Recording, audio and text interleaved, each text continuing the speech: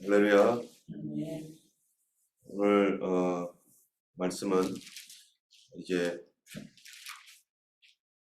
하나님께서 이스라엘 백성들이 가나안 땅에 들어가서 세울 하나님의 저주와 축복에 관한 그 말씀입니다. 이 세상에 살면서 우리는 어느 누구도 저주의 말을 듣거나 저주를 원하는 사람이 아무도 없을 것입니다. 그런데 하나님께서 이스라엘 백성들이 들어가 가나안 땅에 살 때에 하나님의 축복만 있는 것이 아니라 거기에는 하나님의 저주도 있다는 사실에 대하여 분명히 가르쳐주고 있습니다. 우리가 예수님을 믿을 때 정말로 복음이라고 해서 복된 소식에 관한 말씀이 있는데요. 복음이 복음인 이유가 뭡니까? 그거는 나쁜 소식이 있기 때문이에요. 그런 나쁜 소식으로부터, 나쁜 뉴스로부터 우리가 거기에 해당되지 아니하고 그 반대 좋은 소식으로 말미암아 우리에게 소망이 있음을 말하고 있기 때문에 그것이 복음인 것이죠.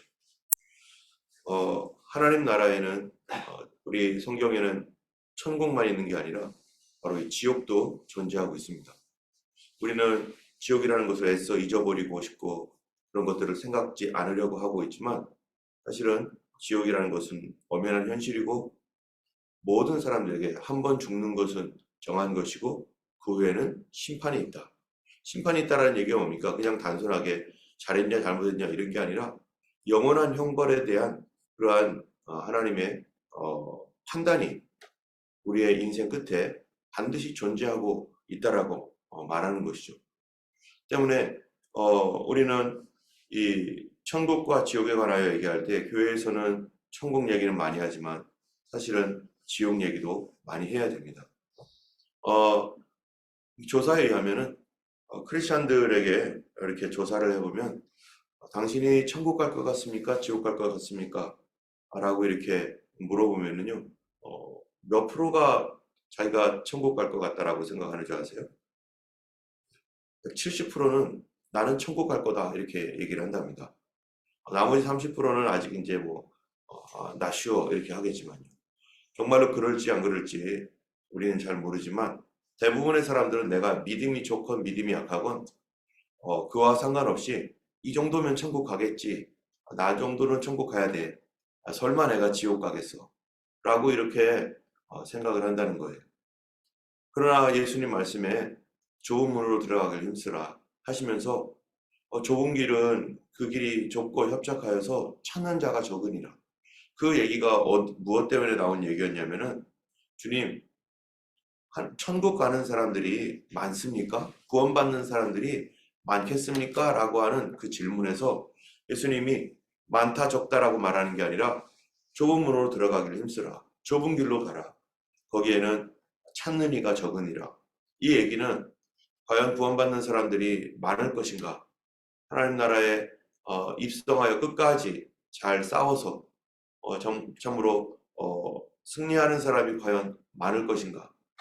우리가 이 마라톤 경기 있잖아요. 마라톤 경기를 이게 하다 보면은 40 몇이죠? 40 몇 점 19km인데 43.19km인가요? 예, 그거를 끝까지 뛰는 게 굉장히 중요하죠. 그래서 참여해서 끝까지 가는 게 잘하는 거다 이렇게 우리는 보통 얘기합니다.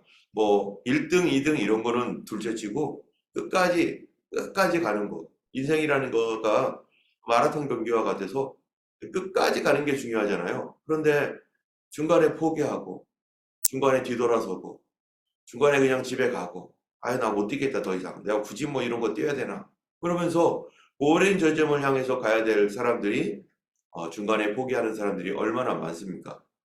예수님을 믿을 때도 처음에 예수님 잘 믿겠다고 하고서 교회를 나오지만 어떤 사람은 한 달 뒤에, 어떤 사람이 1년 뒤에 결국 교회 나오는 것을 포기하고 돌아가는 사람도 있고요. 그리고 어떤 사람은 서너 번 교회를 나왔다가 이제는 정말로 이제 끝까지 가보자 하는 사람도 있고 여러 사람들이 있습니다. 그런데 이 구원의 길이 시작되었지만 그러나 구원을 완성시키지 못한 그 모든 사람들이 어떻게 될 거라는 것입니까? 바로 그들이 자기 죄로 말미암아 심판받을 것이다라는 것이죠. 때문에 오늘 그 본문에서는 이제 하나님의 율법을 기록할 것과 그리고 11절부터 27장 11절부터 28장 마지막 절까지, 오늘은 뭐 19절까지밖에 안 읽었지만 68절인 마지막 절까지를 보면은 여기에 무엇에 관한 내용이 많은가? 축복이 많습니까? 저주가 많습니까? 저주에 관한 내용이 훨씬 더 많습니다.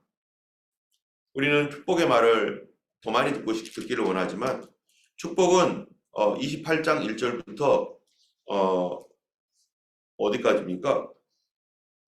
이 13절까지, 28장 1절부터 13절까지는 축복의 말씀이에요. 그런데 이 오늘 본문의 27장 11절부터 28장 마지막 끝까지 68절까지 오직 13절을 제외하고서는 다 저주입니다. 이 축복과 저주에 관한 이 내용들, 우리는 축복을 더 많이 보고 축복에 있는 내용들을 보면서 내가 이런 복을 받는다, 하나님께서 나에게 이런 복을 주실 거야 라고 우리는 좋아하면서 그 내용을 읽기를 기뻐하죠. 그런데 그것보다 훨씬 더 몇 배가 더 많은 내용이 저주에 관한 내용이에요. 오늘도 보면은 이 11절 뒤에 보면은 모세가 백성들에게 말하기를 너희가 요단강을 건너면은 백성들을 축복하기 위하여 그리심산에 서고 에발산에 저주하기 위하여 에발산에 서라. 이스라엘 백성들이 이제 가나안 땅에 가면은 그 가나안 땅에 가서 제일 먼저 해야 할 일이 뭔가? 그리심산과 에발산을 뭐 해야 돼요? 정복해야 돼요. 거기는 지금 가나안 족속이 지배하고 있잖아요. 그리심산과 에발산이 있는 곳을 빨리 탈환을 해서 그들이 해야 할 게 뭔가? 제일 먼저 할 거, 바로 이 축복과 저주의 문구를 거기다 새기고 거기에서 선포를 해야 된다는 것입니다. 그래서 1절로 우리가 다시 돌아오면 27장 1절에 모세와 이스라엘 장로들이 백성에게 명령하여 이르되 내가 오늘 너희에게 명령하는 이 명령을 다 지켜라 하면서 2절 너희가 요단을 건너, 지금 아직 요단 안 건너는데 이제 건너면 내 하나님 여호와께서 내게 주시는 땅에 들어가는 날에 그날에 뭐 하라고요? 큰 돌을 세우고 석회를 바르라. 거기에 그 날에 지체하지 말고 큰 돌을 세우고 석회를 바르라. 지금 뭐가 중요합니까? 정복하는 게 더 중요하잖아요. 정복한 다음에 석회를 바르고 돌을 세우고 기념비 세우고 해도 되잖아요. 그런데 하나님께서 그렇게 하지 말고 그 날에 큰 돌을 세우고 거기다 석회를 발라라. 요단강에 가서 가장 최우선적으로 해야 할 일, 큰 돌을 세우는 일입니다. 석회를 바르는 이유가 뭘까요? 거기서 뭔가를 쓰기 위해서 이 석회를 바르는 거죠. 뭐를 쓰는가? 3절에 보니까 요단을 건넌 후에 이 율법의 모든 말씀을 그 위에 기록하라. 그리하면 네 하나님 여호와께서 내게 주시는 땅 곧 젖과 꿀이 흐르는 땅에 네가 들어가기를 내 조상들의 하나님 여호와께서 내게 말씀하신 대로 하리라. 제일 먼저 할 일, 뭐 산악을 보고 뭐 지형을 탐구하고 이런 게 아니라 제일 먼저 들어가자마자 세워져야 할 일이 바로 하나님의 율법의 말씀을 쓰는 것입니다. 여러분, 우리가 예수님을 믿을 때 제일 먼저 우리에게 세워져 있어야 할 게 있습니다. 제일 먼저 세워져야 될 것은 뭡니까? 바로 하나님의 말씀입니다. 하나님의 말씀이 예수를 믿는 초기부터 세워져 있어야 돼요. 우리가 초기에 성도들이 오면은 성경 공부를 합니다. 그래서 성경 공부를 이제 예수를 안 믿다가 온 사람들, 초신자들은 성경 공부를 이제 8주를 이렇게 하고 막 이러는데요. 왜 그런 시간을 갖는가? 그들에게 믿음의 기초를 빨리 세워야 되기 때문에. 믿는 것은 이렇게 믿는 거구나. 이렇게 믿어야 되는 거구나 라는 것을 알려주기 위해서 그래서 성경 공부를 하는 거예요. 사람들을 사귀는 것도 중요하고 다 중요한 일이죠. 그런데 그 초기 신자들에게, 초신자들에게 제일 우선적으로 급하게 빨리 해야 될 것, 그들의 삶에 하나님의 말씀이 세워지는 것. 또 기존에 있는 신자들도 교회를 다니고 이제 뭐 이렇게 다니면서 가지만 많은 사람들이 하나님의 말씀이 정확하게 세워져 있지 않습니다. 하나님 말씀이 정확하게 세워져 있지 않으니까 이래도 되는 줄 알고 이렇게 하고 저래도 되는 줄 알고 저렇게 하고, 그런데 연수는 많아졌어요. 연수는 오래되고 많아졌는데 성경은 몰라요. 그냥 교회에서 하는 전통 방식으로 뭐 교회를 이렇게 하는 거잖아 저렇게 하는 거잖아 해가지고 자기의 나름대로 오랜 경험과 그 이 교회에서 봉사해왔던 그 가닥으로 일을 하는데, 사실은 그게 성경적인 근거가 있고 성경적인 어떤 이유에서 하는 건가, 아니면 그냥 내가 세상에서 이렇게 해왔는데 이거를 교회로 접목시켜가지고 이렇게 하는 건가. 그냥 일반적으로 그냥 사람들이 어떠한 그 스피릿, 어떤 정신을 가지고 그 하나님의 교회를 섬기고 있는가. 이 무엇보다도 성도들에게 먼저 세워져야 될 것, 가나안 땅에 들어가면 제일 먼저 해야 될 것, 율법의 말씀을 기록하라. 그래서 큰 돌을 세워서 사람들에게 이 하나님 말씀이 그들의 삶의 기준이 되도록 하라 라고 하는 이 말씀이거든요. 그래서 이 3절을 다시 보면은 요단을 건넌 후에 이 율법의 모든 말씀을 그 위에 기록하라. 그리하면 이게 되어 있어요. 여러분, 이 율법의 말씀을 어디다 기록했냐면 돌판에 기록하는 겁니다. 그런데 이스라엘은 돌판에 기록했지만 신약에서는 어디에 기록한다고요? 신비에 기록한다는 거예요. 마음판에 기록하고. 누가요?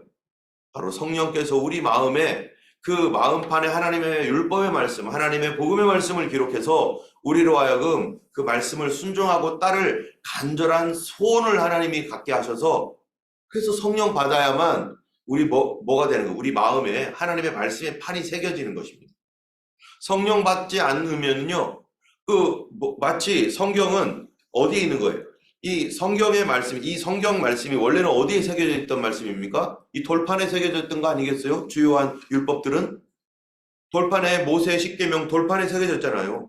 양피지에 새겨졌던 것들이죠. 그런데 이 성경 말씀이 지금 종이에 새겨져 있는데, 구약에서의 그 하나님의 율법과 이런 것은 돌판이나 양피지에 새겨져 있는 그 말씀으로 되어 있지만, 신약 성경에서는 그 하나님의 말씀이 돌판이 아니라 마음판에 새겨져야 된다. 그래서 그 말씀을 기쁨으로 따르고 순종하지 않으면은 이 순종할 수 있도록 하나님의 성령께서 하나님의 말씀을 사랑하고 사모하고 지키고 싶어하는 마음을 성령께서 우리 안에서 그 일을 하시고 주신다는 것입니다. 때문에 우리 교회에 있는 모든 성도들은, 처음에 오는 신자들은 그의 정신이나 생각들이 하나님 말씀이 무엇인지, 또 진리가 무엇인지, 복음이 무엇인지 알아야 될 뿐만 아니라 그 모든 성도들은 반드시 그 말씀이 자기 마음판에 새겨지도록 성령을 받아야 되는 겁니다. 그래서 그룹 안에서 또 교회 안에 성도들 중에 아직 거듭나지 못하고 성령 받지 못한 성도들이 있다면 그룹에서의 가장 중요한 기도 제목이 뭐겠어요? 바로 거듭나는 것이죠. 그래도 하나님께서 은혜로 이제 중보기도팀이 이렇게 세워져서, 또 우리 권사님이 우리 기도하자고 막 이렇게 하셔서 그 사람들이 막 그냥 순식간에 이렇게 모였습니다. 몇몇 사람들이 모여가지고 또 막 이렇게 기도하는데, 그런데 거기서 정말 꼭 기도해야 될 거, 이 예배 가운데 거듭나는 역사가 일어나고, 예배하는 사람들 속에서 정말 성령의 감동이 일어나고, 하나님의 거룩한 영이 역사하셔서 아직 구원받지 못한 사람들이 이 예배 속에서 구원을 받고 하는 어떠한 그들 마음속에 하나님의 성령의 역사가 그 신비에 새겨지도록, 그래서 그 말씀이 신비에 새겨지도록 꼭 기도해 주시면 감사하겠습니다. 자, 그래서 그렇게 새겨지면, 그리하면 내 하나님 여호와께서 내게 주시는 땅, 곧 젖과 꿀이 흐르는 땅에 네가 들어가기를 내 조상들의 하나님 여호와께서 내게 말씀하신 대로 하리라.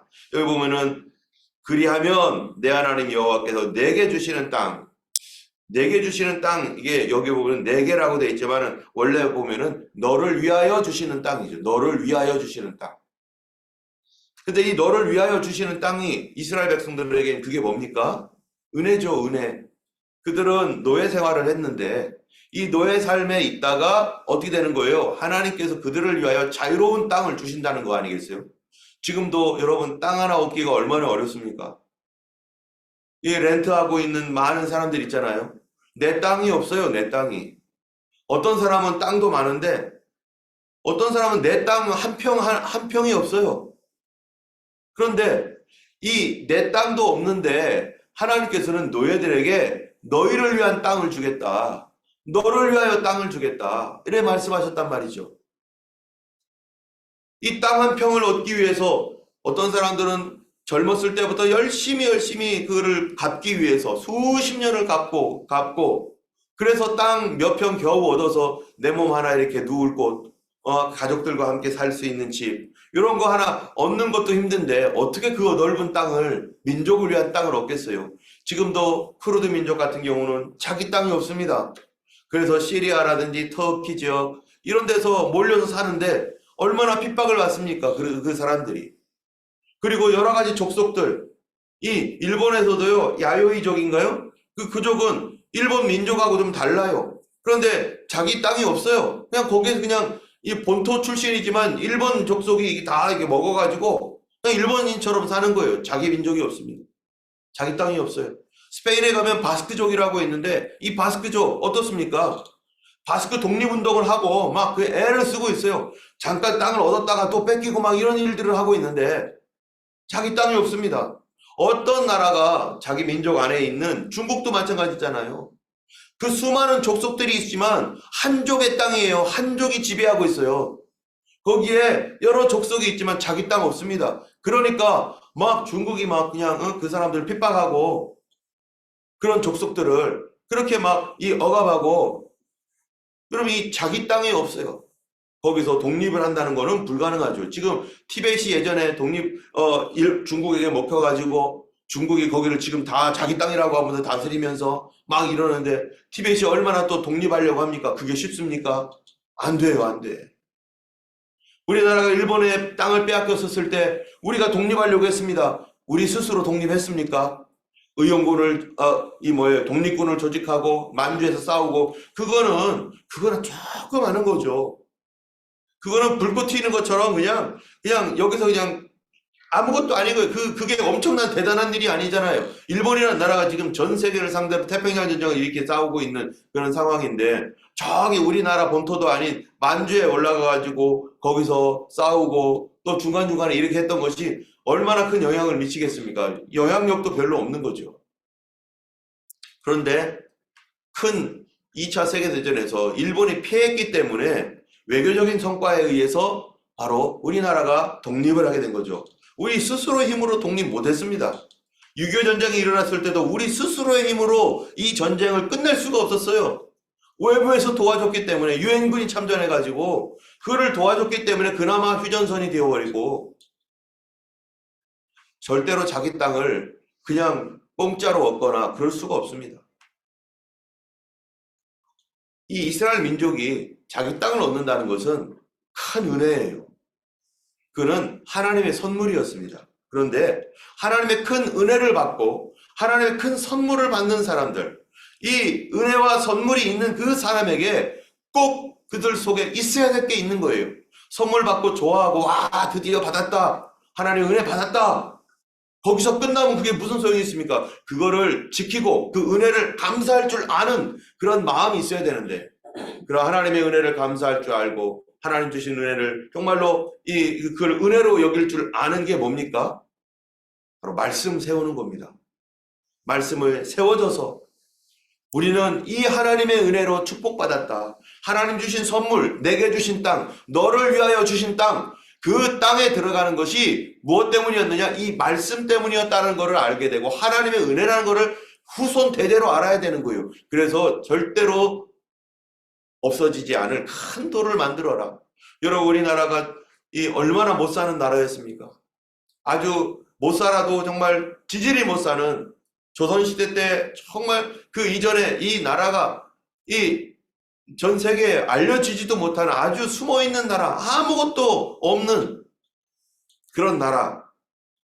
이런 나라가 하나님의 은혜로 복음을 받고 선교사들이 오고, 그리고 1950년대 전쟁이 일어나서 위기에 빠져가지고 없어질 수밖에 없는 나라, 공산주의가 될 수밖에 없었던, 그래서 지금 그렇게 됐으면 어떻게 살겠어요? 그런 나라.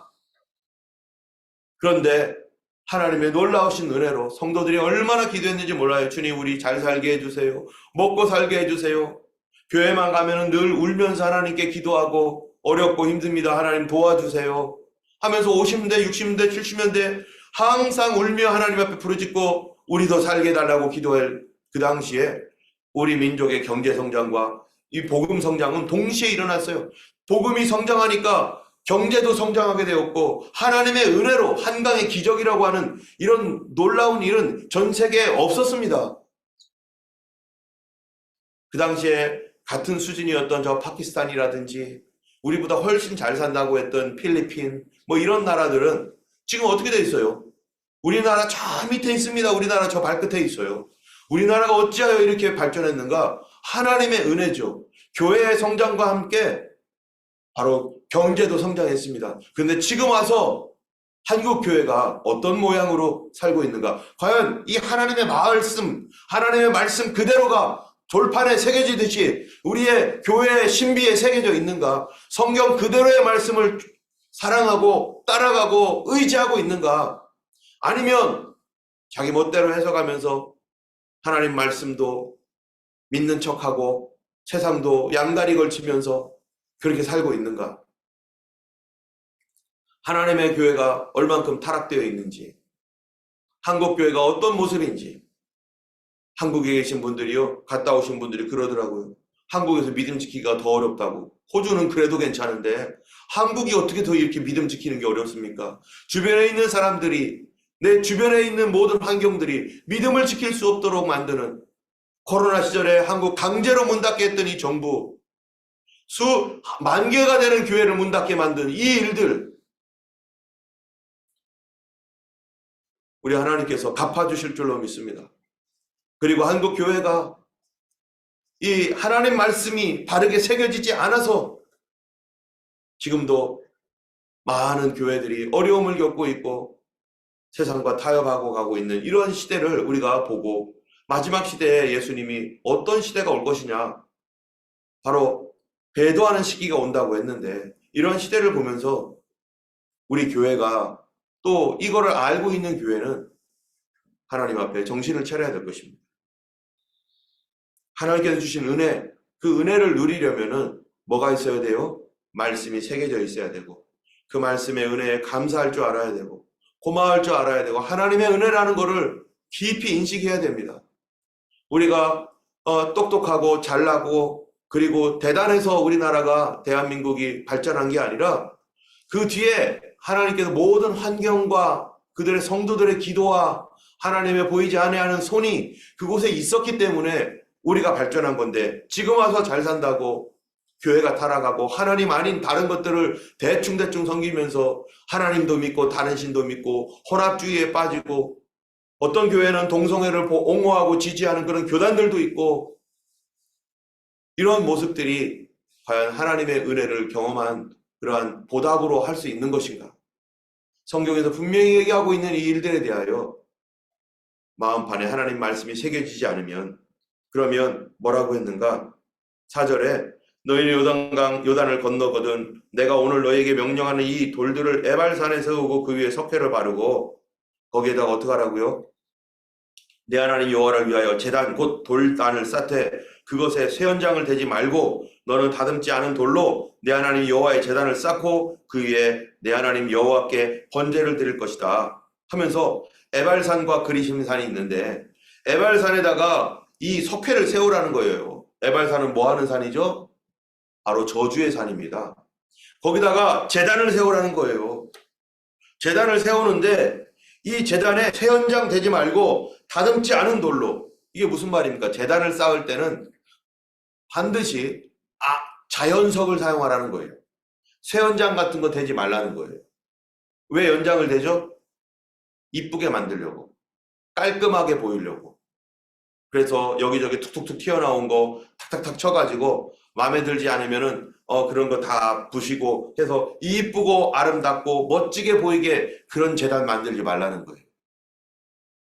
여러분, 하나님의 말씀은 말씀 그대로 우리가 섬겨야지, 이 말씀이 내 생각과 틀리다고 해서 툭툭툭 치고, 저 말씀은 내 생각과 다르다고 해가지고 여기 툭툭툭 쳐가지고 내 생각으로 이거를 고정시키고 우리의 보기에 멋진 말로 설교하고 우리 거기에 멋진 예배 형식을 가지고 거기서 하나님을 예배한다 한들, 그게 하나님을 위한 예배인가? 나를 위한 예배인가?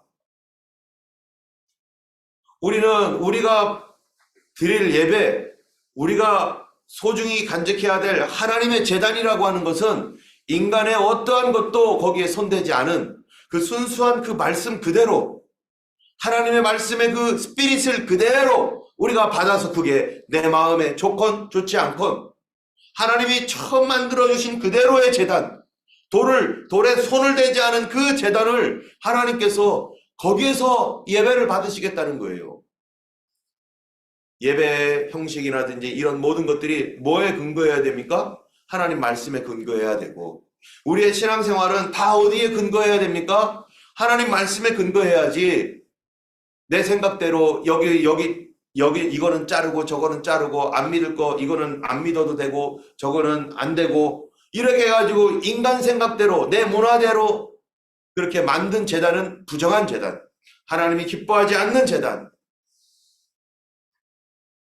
그러한 예배는 하나님 기뻐하지 않는 예배. 여러분, 찬양도 마찬가지잖아요.